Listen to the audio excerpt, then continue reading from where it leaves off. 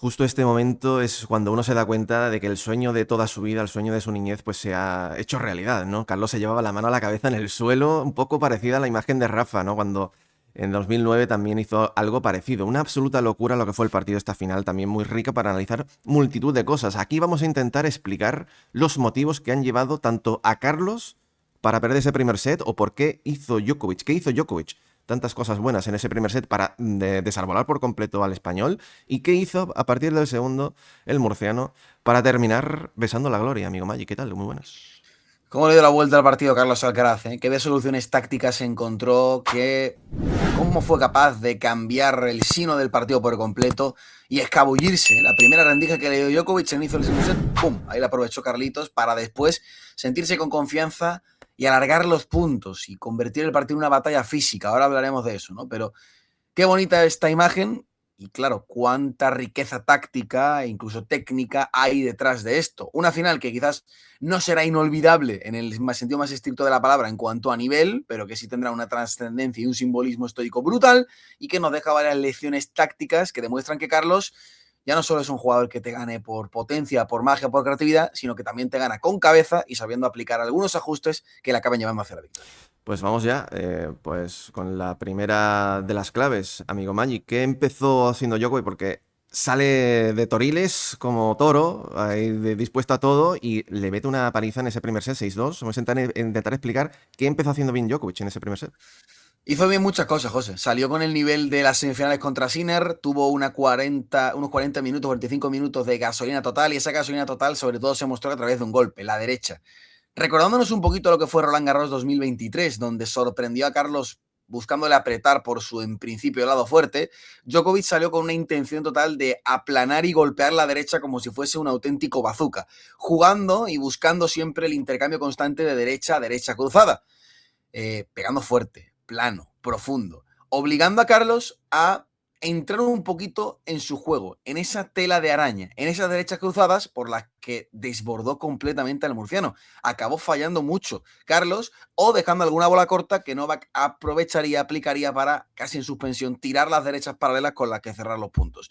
Fue una batalla táctica total de derecha a derecha en la que Carlos no estuvo cómodo, en la que Carlos no pudo invertirse para pegar la derecha invertida, en la que Carlos no aplicó alturas, en la que Carlos no cambió el ritmo con algún cortado. Fue simplemente un toma y daca, un pim pam pum, en el que Novak fue tremendamente superior. Todo eso también en base pues a restar muy dentro de la pista, a buscarle los pies constantemente con los restos, una táctica súper agresiva, pero sobre todo buscando la derecha de Carlos, que se jugase siempre en esos intercambios cruzados que también señalas, en esa zona rincón de la derecha contra rincón de la derecha. Y eso lo vamos a ver muy bien y se va a aplicar muy bien en los datos, porque hay datos que demuestran la efectividad de Novak y creo que son datos que van a llamar la atención del público. Fijaos aquí en la cantidad de golpes, en el tipo de golpes que firman cada uno en este primer set. Djokovic pega 13 derechas más que reveses en este set, 39-26, pero es que Alcaraz pega 21 derechas más que reveses, 45-24, es una barbaridad. Y alguno pensaría, bueno, perfecto, Carlos tiene que pegar más revés que derecha, muy bien. No, en este caso no. ¿Por qué? Porque Djokovic le buscó todo el rato la derecha cruzada, no permitió que esa derecha fuese la invertida en el centro de la pista o en la zona del revés con la que domina Carlos. Fíjate que acaba cometiendo 5 errores no forzados y 9 errores forzados. Djokovic solo comete 2 errores no forzados, señal de que el que llevaba la iniciativa siempre, el que jugaba de tú a tú y el que conseguía imponer y echar más a su rival hacia atrás con su derecha cruzada era Novak Djokovic, que marcó la diferencia de manera completa y le creó un rompecabezas mental a Carlos brutal ante el que tuvo que reaccionar después. Sí, fue una táctica muy parecida a la que se aplicó el serbio tanto en Roland Garros como en los Juegos Olímpicos, destrozando la Sí. pelota por la zona de la derecha. Alguno pensará, ¿cómo es posible que Djokovic, que es más fuerte de la zona de revés, no le interesase llevar el partido un poco por ahí, ¿no? Pero si, como tú dices, si con esa derecha plana le hace tanto daño a Carlos, le quita tiempo por ahí, al final está silenciando, es como el restador que silencia los saques de un gran sacador. Le estás quitando su mejor arma a tu rival y a partir de ahí ya puedes construir el punto de la manera en la que tú quieras, ¿no?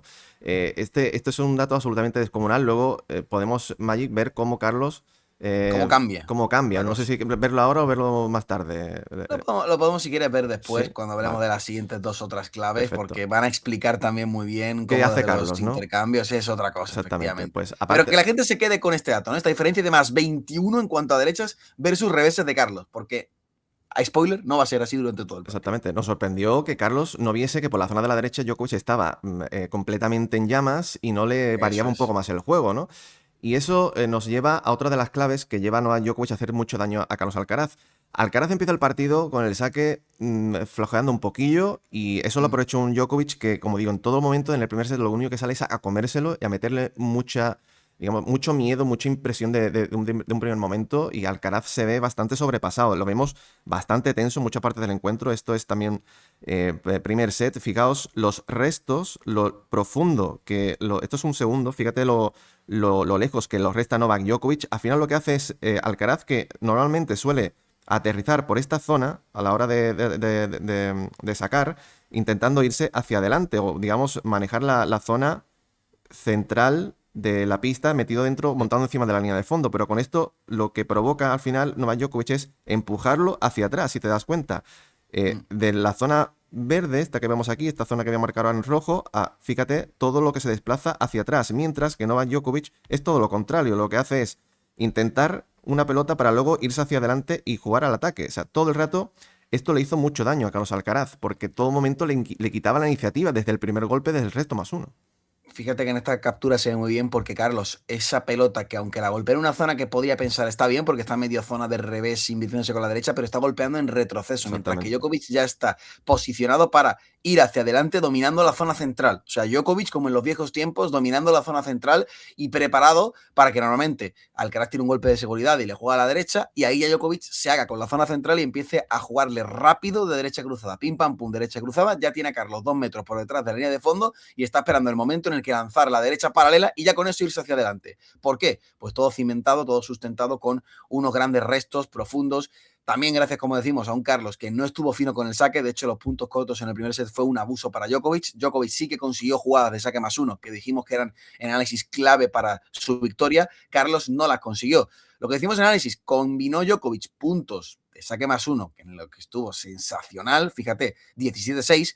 ¿Qué quiere decir esa estadística? Que Carlos con su servicio no consiguió combinaciones ganadoras, mientras que Djokovic sí lo hizo. Y encima, José, los puntos largos, esa dualidad que comentábamos, ¿no? De que Djokovic necesitaba que con su saque estar muy preciso y que luego con los puntos largos también ganase ventaja, 7-1. Esto no va a ser la tónica del partido, esto va a cambiar, pero es que en el primer set Djokovic tácticamente bordó el partido y le tocaba a Carlos mover ficha y decir, ¿y ahora qué hago yo para que estas estadísticas tan importantes, estas estadísticas de puntos cortos, por ejemplo, que hay una diferencia de 11, que eso no se lo puede permitir Carlos, ¿qué hago yo para cambiarlo a partir del segundo set? Pues ahí empezó Carlitos a hacer algún movimiento táctico. Lo vimos justo precisamente en el directo, que es algo que a mí me llamó la atención en un primer momento. Esta es una imagen del primer set y ya vemos la posición de Carlos al resto de segundo saque. Esto es prácticamente, diría, en torno a 1 metro o menos, incluso, de la línea de fondo. Todo el rato Djokovic le está haciendo muchísimo daño con unos saques al cuerpo, con saques que al final Alcaraz o lo fallaba o te Se dejaba chocaba, se chocaba con la una pelota, sí, pelota sí, sí, sí. corta o lo que sea. Lo que provocaba era eso. Pues nos vamos al segundo set y fijaos la posición al resto de Carlos Alcaraz. Estamos hablando prácticamente ya de 4,5 metros o 5 por detrás de la línea de fondo. Con esto, Magic Alcaraz lo que buscaba es intentar tener más tiempo a la hora de recibir el resto, meter una bola profunda que empujase en ese caso él hacia atrás a Novak Djokovic y tener más tiempo para él luego poder meterse dentro de pista, montarse encima de la línea de fondo y empezar a dominar él con sus golpes, ¿no? Alcaraz se puso el mono de trabajo en el segundo set y cambió el partido a base de ponerse el mono de trabajo. Y la primera clave es restar con más tiempo, meter una bola con más altura, más profunda, no una pelota tan plana, ritmo lineal.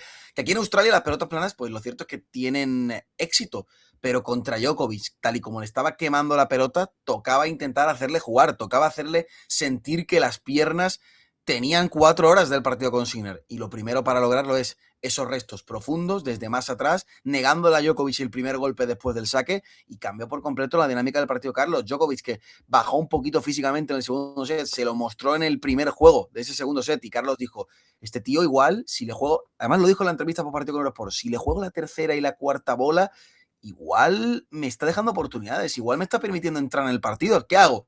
Me voy para atrás, me pongo el mono de trabajo, le juego con altura, permito que Djokovic no esté tan cómodo pegando a la altura de la cintura en el primer y segundo golpe, y ahí voy a ir poco a poco construyendo a partir de ahí. Voy a meterme dentro de la pista, pero con más tiempo, con más calma, con más margen. Y todo eso nace, José, a través del resto, que ahí lo vemos. Esa posición le permite jugar con más comba el primer resto. Djokovic tiene que pegar más a bote pronto, más encima de la pelota, no tan cómodo el segundo golpe. Y vamos a ver que luego cómo cambia la situación, cómo cambia el porcentaje de puntos ganados en los rallies cortos y en los rallies largos, porque es que Djokovic ya no pegaba el primer golpe después del saque con tanta facilidad. Esos puntos cortos ya no se los llevaba tan fácil Djokovic. Al final, una cosa me apunta antes de irnos a eso. Sí, no, tranquilo. ¿A qué obligó Novak Djokovic, Carlos Alcaraz, con este cambio? Primero, vemos el marcador, es bola de break en contra. De hecho, esto lo que termina es haciendo que Novak Djokovic intente subir a la red de manera un poco desesperada, porque no encuentra desde el fondo, intentando sorprender o intentando cortar un poco el ritmo, y Alcaraz le pilla y le rompe por primera vez el saque en todo el partido. Aquí es donde realmente cambia, y esto obligó a Novak Djokovic también en muchas ocasiones a jugarse el segundo, para, digamos, intentar quitarse un poco de ahí, también, digamos, arriesgar un poquito más de la cuenta, ¿no? Esto es lo que tú decías. Fíjate cómo cambia la película respecto al primer set. Recordamos el primer set, los puntos cortos, más 11 Novak Djokovic, más 6, 2 puntos largos, Magic. En el segundo se da la vuelta absolutamente por completo, ¿eh? ¿Por qué? Porque ya no tiene Djokovic esa capacidad de generar profundidad con la segunda bola después del saque. Fíjate que Carlos con esto que logra anular los puntos cortos de Novak Djokovic, neutralizar la amenaza que suponía el servicio +1 en sus turnos de saque. Y luego lo que comentamos, ahora lo vamos a profundizar, pero es que le gana también los puntos largos. Fíjate, habíamos visto que era 7-1 para Djokovic los puntos largos en el primer set porque estaba encontrando todo el rato la derecha, insistiendo por ahí, y Carlos era el que fallaba. Ahora los puntos largos, un Carlos más cerebral, un Carlos que entra dentro de la pista de manera más gradual, también se lo lleva. Le domina por completo, cambia el partido por esas dos claves. Le corta el grifo de puntos cortos, de combinaciones saque +1, gracias a esa posición al resto, que le permite que sus devoluciones sean más profundas y más incómodas para Djokovic. Y ahora veremos también qué hizo Carlos, que esto se va a repetir durante prácticamente también el tercer set. En el tercer set también domina Carlos los puntos cortos, pero ahora veremos también qué hizo desde el fondo de la pista para cambiar la dinámica. Fíjate que ahí en el tercer set está un poquito más igualado, Djokovic recupera algo de ritmo, pero aún así Carlos vuelve a dominar tanto los largos como los cortos. Ya le quita a Djokovic la ventaja que tenía en esas combinaciones de saque +1, encontrando siempre la derecha después del servicio. Empezó Alcaraz a hacerse fuerte por una zona en la que históricamente Djokovic, incluso el propio Sinner, le metían mano. La zona del revés, donde Carlos Alcaraz se ha movido como pez en el agua en el último menos de un año ya, prácticamente, desde que cambiaron un poco también el gesto de, como digo, de revés. Pegándolo más abajo. Fíjate la cantidad de reveses que salvó a Alcaraz en este caso en concreto. Es un revés donde Djokovic le está dominando todo el punto, Alcaraz está corriendo de lado a lado y aquí a base de un revés paralelo le quita la iniciativa por completo, torna el punto en algo completamente distinto, Alcaraz termina cerrando luego el punto y este es el último juego del partido. Esto fue una tónica que podemos ponerla durante todo, a partir de sobre todo el mediado segundo set, tercer set y cuarto, donde Alcaraz, a base de reveses, tanto paralelos como los cruzados, que también le hizo mucho daño a Novak Djokovic, empieza a hacerse fuerte por ahí, mostrarse como muro, fallar mucho menos, quitar la iniciativa a Novak Djokovic, hacerlo desplazarse también a Novak Djokovic lateralmente, que poco a poco fue mirando un poco también su físico.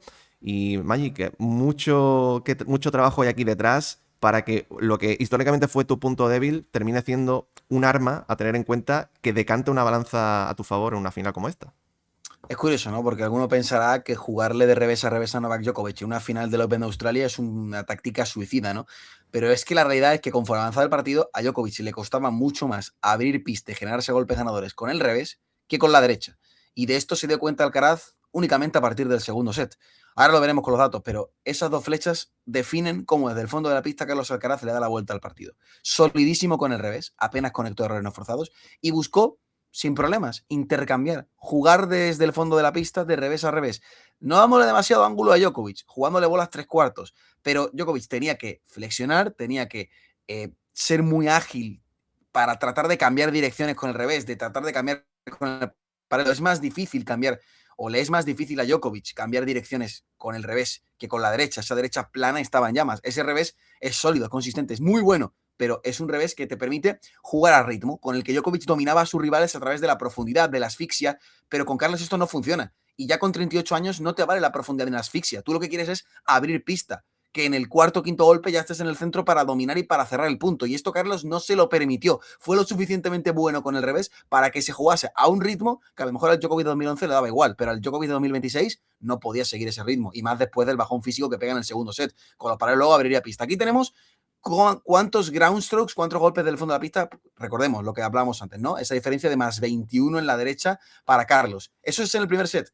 Vayámonos al segundo. Del más 21 pasamos únicamente al más 10. Pero sobre todo, fíjate, Djokovic ya pega más reveses que derechas. 26-24. Se juega más por la zona de revés. Carlos golpeará más derecha porque en alguna que otra ocasión se invierte para pegar el drive. Pero ha cambiado sustancialmente el partido. Vámonos al tercer set. ¿Qué pasa en el tercer set? Fíjate cómo cambia Carlos de 52 a 46. Djokovic pega más derechas ahora. ¿Por qué? Porque Carlos ya ha encontrado el revés paralelo. Ya se está defendiendo bien con el revés a revés. Tiene más confianza en sus golpes. Tiene más incluso ganas de dominar desde el fondo y dice, no tengo problemas en cambiar con el revés paralelo. El resultado, muy exitoso. Pero ya aquí, Carlos no está pegando tantas derechas. Está desde el revés desbordando a un Novak que, fíjate, ya con la derecha antes estaba brutal. Ahora comete 7 errores no forzados y 6 errores forzados. Eso significa que con el paralelo, Carlos ha conseguido cambiar direcciones e incomodarle por completo. No, fíjate que en el segundo set, de hecho, Djokovic conecta 0 golpes ganadores con el drive. Le cambió por completo las cartas del juego Carlos a Novak desde el fondo de la pista. Fíjate, Magic, a mí lo que me sorprende es que Djokovic en el segundo set tiene 7 errores por la zona de revés, Alcaraz solo 4, pero es que en el tercero Alcaraz solo comete 2 errores de revés en todo el set, por 7 de Novak Djokovic. Y en el cuarto, si nos vamos al cuarto, que todavía se sigue manteniendo en esa, digamos, en esa tónica de parecerse un poco tanto los reveses como las derechas. Al final aquí Djokovic comete 12 errores por la parte de revés y Alcaraz, sí es verdad que por la parte de los errores forzados, Alcaraz comete 8, pero los no forzados es solamente 1. O sea, Alcaraz se muestra absolutamente clínico por la zona de revés. Al final es digamos, diferentes movimientos, diferentes cosas que hace Alcaraz durante todo el partido, pero que le llevan a esa victoria. Al final también es un poco ir dominando la parte final del set, de todo en lo físico. Si nos vamos a los intercambios, fijaos que Alcaraz en los medios y largos empieza también a hacer fuerte, sobre todo en los medios de 5 a 8. Al final es una Alcaraz que desde el fondo empieza a dominar mucho más a Novak Djokovic, sabe por dónde le tiene que encontrar las cosquillas.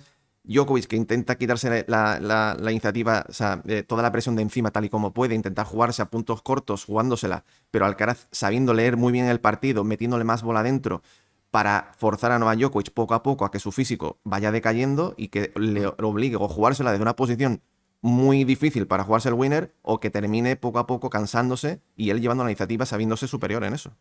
En este cuarto set, que volvió a ser un poquito más igualado, la diferencia está en que Djokovic vuelve a ganar más puntos cortos porque, primero, hay un pequeño renacimiento a nivel físico, está más explosivo de piernas para impulsarse con el saque y conseguir más puntos gratis con el servicio, empieza a jugarse los segundos también de manera brutal, buscando las líneas, salva un montón de bolas de break con saques inverosímiles, en definitiva, es un Djokovic que ya lo apuesta todo a esos puntos cortos, ¿no? Pero ya no te domina desde el fondo como en el primero, ¿no? Que veíamos que los puntos largos eran un 7-1 para Djokovic, aquí está todo más igualado e incluso puntos de 7-6 golpes los gana Alcaraz con suma facilidad, ¿no? Es un Djokovic que ya se lanza a la desesperada, que ojo, lo da todo, se deja el resto, está a puntito. Y un poco, si a lo mejor Djokovic hubiera sido capaz de aprovechar las 2 bolas de break que tuvo en el cuarto set, estaríamos en el quinto y a lo mejor cambia todo como el día de Sinner, ¿no? Pero Alcaraz sí que tuvo la templanza para mantener su plan, las ideas frías para seguir pegando bien con el saque y también ganar muchos puntos cortos de su lado para que Djokovic no consiguiese llevar el partido a su terreno, que Djokovic no volviera a mostrarse con esa facilidad para ganar puntos cortos y a partir de ahí con el público a su favor de cantar el partido. No, Carlos se mantuvo firme, mantuvo sus tácticas y en el cuarto set esa insistencia y esa mentalidad ganadora le permitieron que no cambiase el partido. Fue un cuarto set mucho más igualado por parte de ambos, pero los ajustes que hizo Carlos en el segundo y en el tercero, unidos al bajón físico de Djokovic, acabaron decantando claramente la balanza y la final a su favor. También esos puntos intermedios muchas veces son cuando Carlos se quita digamos, logra meter más pelota dentro después de un Djokovic que intenta jugar a puntos cortos y una vez que le quita la iniciativa lo remata él, ¿no? Al centro de pista. Al final sí. Son movimientos muy buenos, yo creo, por parte del equipo y de Carlos a lo largo del partido. Claro, al final tú te planteas lo que pasó en semifinales con Sinner, como decíamos, ¿no? De cómo el italiano no supo leer lo que necesitaba el partido en ese momento. Carlos y su equipo, en concreto, lo hicieron de manera perfecta. Así al final es una victoria que le puede ayudar a elevar su estatus a nivel histórico de una manera descomunal, y muestra de que este Carlos Alcaraz es otra cosa respecto a algo que era hace 2 o 3 años, que ya cada vez tiene menos puntos débiles y que encima es capaz de empezar a leer los partidos como los top, como las leyendas, y cambiar la tónica y la balanza de un partido cuando todo parece decantado. Así que mucho mérito lo que ha hecho Carlos Alcaraz en esta final del Open de Australia. Amigos, aquí abajo en comentarios dejadnos lo que pensáis de lo que hizo Alcaraz en esta final, el me gusta, que no se os olvide, y nos vemos. Hasta pronto. Chao, chao.